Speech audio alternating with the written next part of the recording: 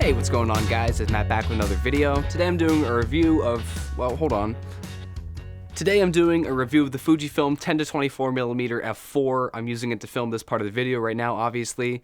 This will be a really fun video. I use this lens all the time for my professional work. I use it for videos, I use it for photography, and I use it even on this channel sometimes, usually not at 10mm like right now. But anyway, let's get onto the build quality of this lens, and then we'll get onto the image quality later in the video. So now we're onto the physical aspects of the Fujifilm 10-24mm f4. As you can see, this is a used copy I picked up on eBay for a really good price. This has been a lens that was released quite a long time ago. I have the Mark I version here, and you can see there's some dings and paint marks missing and stuff on this, but the glass is in really good condition, and that doesn't really matter. I definitely recommend buying used gear if you can. I do like that's made of metal, and I also enjoy that there's this rubberized zoom ring. That's pretty nice. The manual focus ring is pretty well dampened. I don't really use manual focus too much on this. I use the autofocus. It's reliable enough, and in video, even though it has somewhat older autofocusing motors, the depth of field is so deep that you really don't have problems, especially on a newer Fujifilm camera. And the focus ring is also well dampened. The aperture ring is maybe a little bit loose, but it's not really a big deal. Unfortunately, a lot of the lens is made of plastic, like back here you can feel that it's plastic, and maybe even the aperture ring. It feels a lot like the 18-55 kit lens, which is a little bit disappointing. You'd expect it to be slightly better build quality, because it's at least a mid-range lens where the kit lens is supposed to be, you know, a kit lens. The Mark II, I don't know. I think the Mark II is basically exactly the same, other than weather sealing, which this Mark I version does not have, and I think the Mark II might have numbers on the aperture ring. I wish this one did. I don't know why it doesn't. The 18-55 I understand because it's a variable aperture, but this being a constant f4, I don't know why Fuji couldn't put numbers on the aperture ring, and it just, you know, goes on forever, so that also feels a little bit kit lensy. You can tell that it has the very distinct lens hood of a wide-angle zoom lens, pedal lens hood there. The front, yeah, the glass goes out a little bit. Fortunately, that you can still put filters on this, so I use this for a lot of video work, so I can put ND filters on the front, or when I'm shooting cars, also circular polarizing filters. The lack of weather sealing is not that big of an issue for me. I usually am not shooting in the rain or very bad elements, and even when I am, I have used this a couple times whenever it was sprinkling, and I wasn't really too worried about it.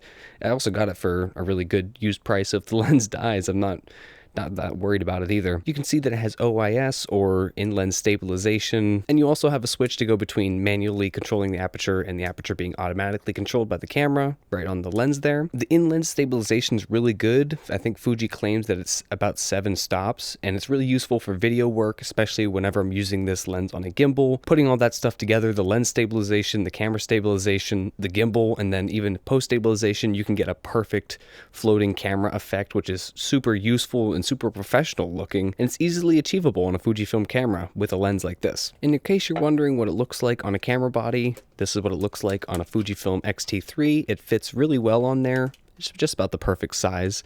It's about the perfect size for any camera about XT line size and up. It's great on the X-H2S too, obviously.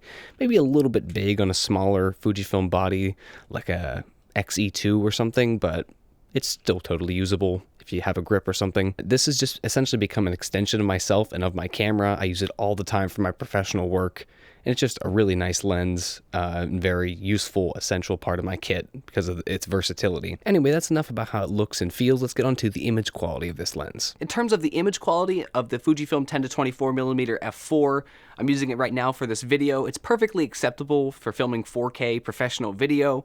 I would say it's starting to show its age optically in terms of photography. I don't think it's really going to hold up very well on the new Fujifilm 40 megapixel sensors and the X-T5 and the X-H2. It's starting to show its age even on the 26 megapixel sensor of my X-H2S.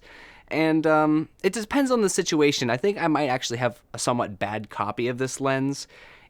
Sometimes it's really sharp, and then sometimes it's not the sharpest.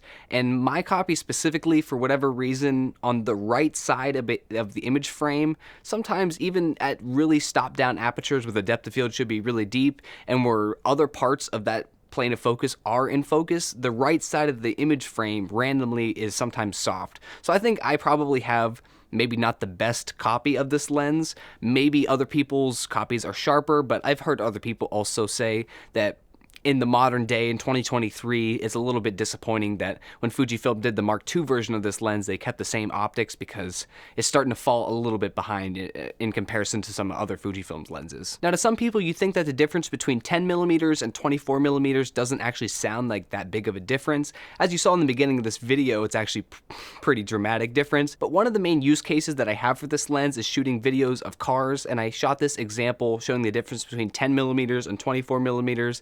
As you can see, just like in the beginning of the video you saw, it's very dramatic. 10mm is not the best choice for a lot of things where you're doing subject photography and you're trying to accurately represent what that thing actually looks like. 10mm, even though this lens is rectilinear, so it keeps lines straight, it's not a fisheye lens when it's really wide at 10mm. Even despite that, like, just the fact that it's 10mm and it's so wide, there is distortion, especially the closer you get to the lens. Whenever you're shooting, if you use this lens correctly and you get your line straight and you get the angle just right, you can almost hide the fact that you're shooting a wide angle lens because there's so little distortion. But you can also really accentuate the distortion of this lens, and it's just something that's gonna be a part of a super wide angle lens. So it's not really a fault of this lens, it's just the nature of the beast, I guess. The minimum focus distance is really good on this lens, and obviously when you zoom it in, it appears to be even closer. It's not the best lens for subject photography if you're trying to get a blurry background. That's really not what this lens is for. But if you shoot at f4, 10mm near minimum focus distance, you can still get some pretty interesting subject photography where you're isolating a subject but showing a lot of environment. Now, this is an older lens, like I mentioned, and even the Mark II version of it didn't update this. It does have some older autofocusing motors. I think it has a stepper motor in it. Now, it's not that big of a deal because it's so wide that the depth of field is so deep. It's not really struggling to keep up. And it's also not the kind of lens that really lends itself to doing subjects of sports or fast action where you're using continuous autofocus. Basically, what I'm trying to say is that this lens is meant for taking pictures of mainly still subjects, like a landscape or interiors of stuff. So the autofocus isn't like super zippy, but it doesn't matter because of the focal length. And as you can see, I'm shooting wide open in f4 right now. And I mean, this is zoomed in almost all the way, so this is going to have the shallowest depth of field that the lens can do.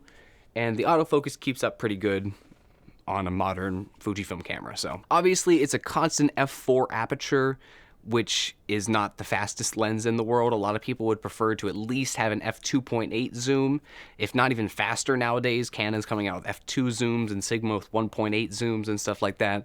We're a whole new era of zooms, but this is not one of the fastest zooms in the world. For me personally, I'm usually shooting it stop down anyway, so it's not that big of a deal.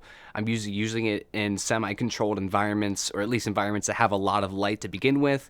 But f4 with modern cameras, with high ISO noise processing and AI denoising in the modern day, it's really not that big of a deal. Obviously, it's better to have a faster lens, but it's not the end of the world, the fact that it's an f4 lens. When it comes down to it, sometimes you just need a wide lens. Like when I'm shooting the inside of a car, I can't physically get a large portion of the inside of that car into the frame without 10mm. So whenever you need it, you just need it. Recently, I shot a gig where the local bus transportation system in my area invited the PA Secretary of Transportation to their station, and they took him on a tour in this semi-small bus, and I needed to get photos of the interior of them, talking business, showing him the tour and stuff like that. So this lens, I just needed this lens. I shot that entire gig pretty much with this 10mm. It's also really good for whenever you're taking photos that you're really a part of the action. Like another assignment that I had over the summer for the local tourism board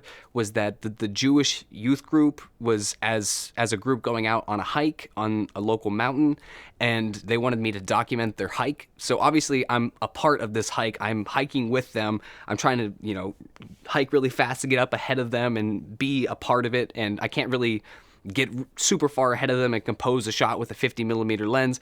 I ended up using this 10-24, trying to shoot around 14mm, and it was really immersive photos because obviously I'm right a part of the action, I'm in it, and they look a little distorted, but it's really the only way I could have possibly captured that hike. Like whenever I'm shooting a short film, sometimes you just need a wide shot. I'm very partial as a director of photography to wide shots, and then you can also do things like specialty shots, like my end of my college semester, my film Astroweb that I shot with some friends. There's this really cool shot where it's inside a backpack and the character closes the backpack, and I physically have the camera inside the backpack in this wide-angled lens, and it just gives a really cool perspective, and it's a little bit more outside the box than a standard shot from a standard lens. It was really great to be able to explore wide angle but also have that zooming versatility.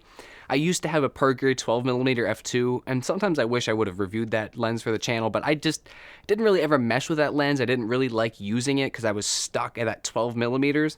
But I like the ability to go to 10mm, but I also like the ability to go to 14mm or 16mm or 18. Those incremental changes for more specialty lenses like an ultra wide or like a 50-140, the more telephoto. Whenever you're going outside of the middle standard focal lengths, I start to prefer using zooms to be able to pick the amount of wideness and the amount of distortion I really want in the shot and have a happy medium if I so choose. This is a really great lens. It's a workhorse of a lens. Obviously, if you're a landscape photographer or an interior photographer, a real estate photographer, any of those things, this is probably one of the first lenses you're actually picking up if you get into the Fujifilm system.